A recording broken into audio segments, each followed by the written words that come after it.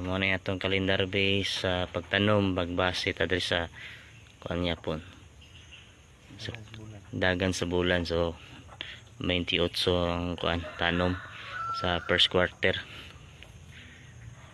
sa January. So mao gyapon ang procedure kung magtanom sa calendar base gyapon. Okay, good morning mga ka-agri. So good morning sa inyong tanan. So kini atong luya ready na nato ni itanom sunod adlaw. So naka-ready na po ang itong area dito. So mo na itong gamiton nga kuan sa organic sulfur grow, crop protection and nutrients. So napo tay isa nga tawag nga biotop. Ano siya, sulfur grow o biotop. So mo ni atong ikuan sa ato ang luy ay sagol. So nindot ni siya kay labi na kung namoy mga humayan. Nindot kini sa inyong humayan gamiton para sa mga kuan tanom. So mo ni atong gamit atong luy sa karong 28 magtanom na.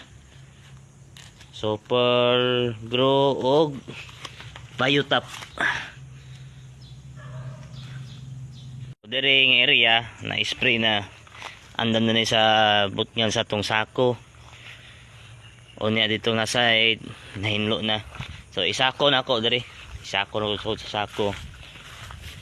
Organic atong isulod na ditong organic solaroy tag sako. So atong plano is January 28 ang tanom. So mamo ni ang area. Diri okay na pud diri hawan na pud siya.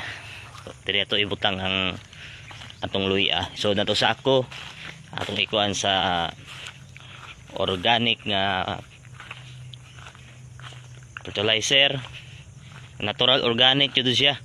So diri to ilinya diri kana dito nga side. Ayan na do sako.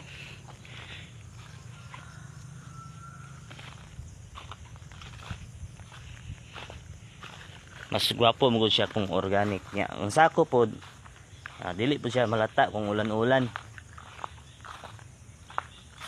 Ana siya. Diri nga area.